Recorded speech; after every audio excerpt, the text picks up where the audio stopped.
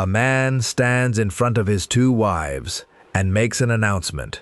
He has just killed someone, a young man, for striking him, and instead of hiding it, he brags about it. "I have killed a man for wounding me," he says. "If Cain is avenged sevenfold, then I will be avenged 77-fold. That man's name is Lamech. He is 7 generations removed from Adam. And that number, 77-fold, is the first time in the Bible someone does math on revenge. Now hold that number in your mind, because thousands of years later, a fisherman named Peter walks up to Jesus and asks a question about forgiveness. And Jesus answers him with Lamech's number, word for word. Why would Jesus quote a killer's boast back to his own disciple? Peter's question sounds reasonable enough on the surface. "Lord, how many times shall I forgive my brother who sins against me? Up to 7 times? Matthew 18:21. It sounds like a man asking for a rule. A ceiling. A number he can hit and then, mercifully, stop. But Peter isn't asking in a vacuum. The rabbis of his day had already done this math for him. The teaching, drawn from Amos and later formalized by men like Rabbi Jose ben Jehuda, went like this. If a man offends you once, forgive him. Twice, forgive him. 3 times, forgive him. The 4th time, you are released from the obligation. 3 strikes, and forgiveness becomes optional. So when Peter offers 7, he isn't pulling a number from nowhere. He is more than doubling the going rate. He's taking the rabbinic ceiling of 3, adding a little cushion and rounding up to a number soaked in biblical weight. 7, the number of completion, the number stamped across Genesis from the 7th day forward. Peter is not asking a lazy question. He thinks he's being generous. He thinks he might even get a nod of approval. He does not get a nod. I tell you, Jesus says, not 7 times, but 70 times 7. And here is where the story gets stranger than most sermons let on, because that number, 70 times 7, is genuinely difficult to pin down in the Greek. The word Jesus uses, hebdomēkontakis, paired with hepta, can be read 2 different ways. It can mean 77, or it can mean 70 multiplied by 7, 490. Scholars have argued about which one Jesus intended for a very long time, and the honest answer is that the grammar alone will not settle it. For centuries, translators have split down the middle. The King James says 70 times 7. The New International Version says 77. Both are defensible readings of the same 6 Greek syllables. But here's what almost nobody stops to ask. Why does the ambiguity exist at all? Why would Jesus, teaching in public, use a phrase that even trained readers can't fully pin down? Because he isn't inventing a number, he's quoting one. Go back to Lamech, Genesis 4:24. In the Greek translation of the Old Testament that would have been familiar to many first-century readers, the Septuagint uses this exact same construction. Hebdomēkontakis hepta, the identical phrase. Word for word, syllable for syllable, Jesus is not answering Peter's question with a fresh calculation. He is reaching back nearly 2,000 years into Genesis and pulling out Lamech's own words. Which means the ambiguity was never a translation problem waiting to be fixed. It's the whole point. Jesus wants you to hear the echo before you hear the math. So who was Lamech? And why does his sentence matter enough to become the answer to a question about forgiveness? Genesis 4 opens with Cain killing his brother Abel, the first murder in Scripture.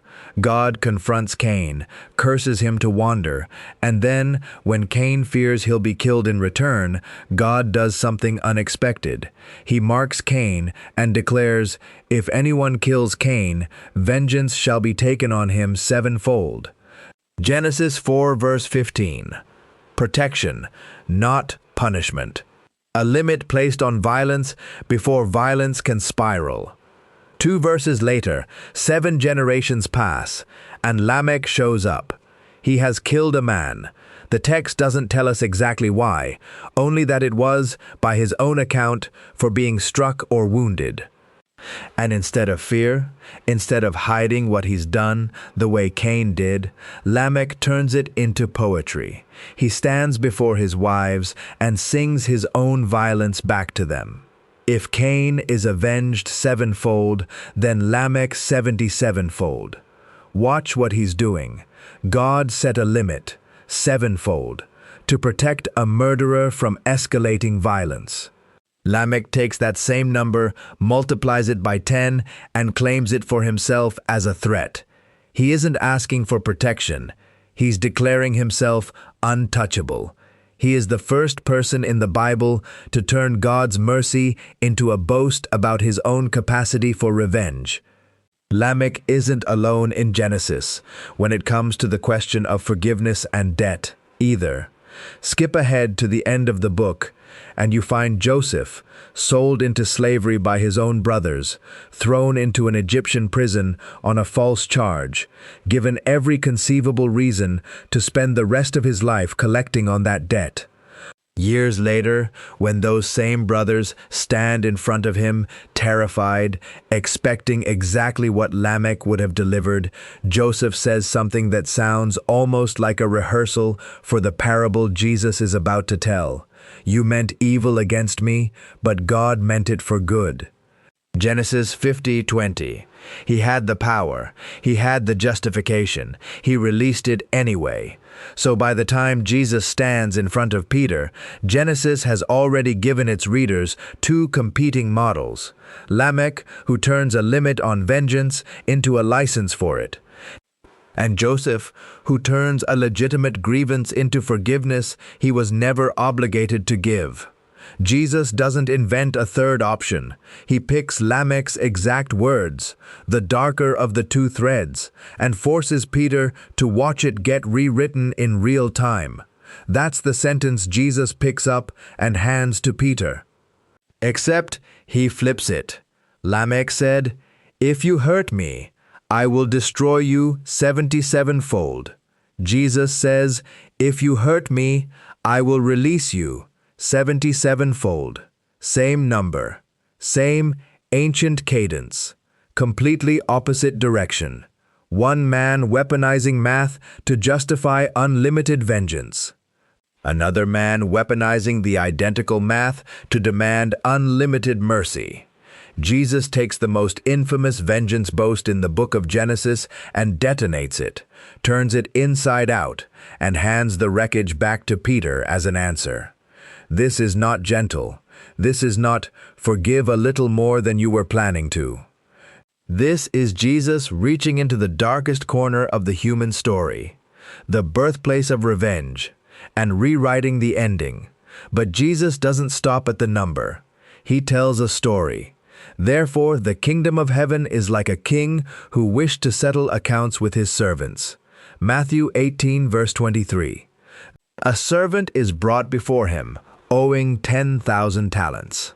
Sit with that figure for a second, because most people read past it without letting it register. 10,000, a myriad, was the largest number the Greek language had a single word for, and a talent wasn't a coin. It was the largest unit of currency in the ancient world, roughly the weight of a person's entire annual output, multiplied many times over. Put the two together and you get, by conservative estimates, something in the neighborhood of 200,000 years of labor, not years of savings, years of continuous, unbroken work. A debt so large, the text isn't describing a number anymore. It's describing the largest describable number, attached to the largest describable unit, on purpose. This debt was engineered to be unpayable. The servant falls down and begs for patience, as if patience alone could ever close a gap that size. And the king does something no accountant would advise. He doesn't restructure the debt. He doesn't offer a payment plan. Matthew 18:27 says, "He was moved with compassion, and he canceled it." All of it, gone. Here's where the parable turns from comforting to convicting. That same servant, debt-free, walks out and finds another man, a fellow servant, who owes him 100 denarii, a real debt, a few months' wages, not nothing. But set next to 200,000 years of labor, it is close to nothing, and he grabs the man by the throat. That image should stop you. A man who was just released from the largest debt imaginable puts his hands around another man's neck over a debt so small it barely registers by comparison. He has the man thrown into prison until he can pay, knowing full well what prison for debt actually meant in that world. It didn't earn anyone money. A man locked away can't work, can't sell his labor, can't do a single thing to satisfy the debt he's supposedly there to pay off. Debtor's prison in the ancient world wasn't a repayment plan. It was pure punishment, dressed up as collection. The forgiven servant knew exactly what he was condemning his fellow servant to, and he did it anyway, minutes after walking away from the same fate himself. When the king hears what happened, he doesn't shrug. He reverses the mercy. "Should you not have had mercy on your fellow servant, as I had mercy on you?" Matthew 18:33. This is not a footnote tacked onto Jesus' answer to Peter. This is the answer. Jesus never actually tells Peter a number he can count to, because counting was never the assignment. The parable exists to make the math visceral, to put a face and a debt and a chokehold in front of you so the number stops being abstract. Which brings us to the word underneath all of this. When Jesus says forgive, the Greek word is Aphiēmi. It does not mean forget. It does not mean pretend the wound never happened. Aphiēmi means to release, to let go of a claim you are otherwise fully entitled to collect. It's a legal and financial term as much as an emotional one. When the king forgives the debt in the parable, the same word is used for canceling a real, documented, collectible obligation. That distinction matters because most people who struggle with forgiveness aren't struggling to forget. They remember everything, the exact words, the exact date, the exact look on someone's face. Forgiveness was never asking them to erase the record. It was asking them to release the claim, to stop presenting the invoice. Think about the ledgers most of us are quietly running right now. The spouse who keeps a mental tally of every time they gave in first. The friend who remembers with perfect clarity every unreturned favor. The parent and the adult child circling the same unpaid debt for 20 years, both convinced the other one owes more. We don't call it a ledger. We call it keeping score, or being realistic, or not letting people walk all over you. But underneath the language, it's Lamech's math. Someone hurt me. I am entitled to hold this against them for exactly as long as I decide. And the ledger doesn't stay quiet. It grows interest. An offense you decided not to release at year 1 doesn't sit still by year 10. It gets reinterpreted, reattached to newer offenses, used as evidence in arguments that have nothing to do with the original wound. That's what an unreleased debt does. It doesn't just sit on the books. It compounds. If this is opening something up for you, if you're seeing this text differently than you did 10 minutes ago, subscribe to Plain and Simple, leave a comment below, and share this with someone who needs it. That's genuinely how more people find this channel. Here's the uncomfortable turn in the parable, the one easy to skim past. Jesus doesn't end the story with the servant forgiven and free. He ends it with the debt reinstated, the full 200,000 years of it, because the man who received mercy refused to extend it. so also my heavenly Father will do to every one of you, if you do not forgive your brother from your heart. Matthew 18 verse 35. That line should unsettle you a little. Not because forgiveness earns anything. The king didn't cancel the debt because the servant deserved it. He canceled it because he was moved with compassion. Full stop. But receiving that kind of mercy and then refusing to hand it forward isn't a small inconsistency.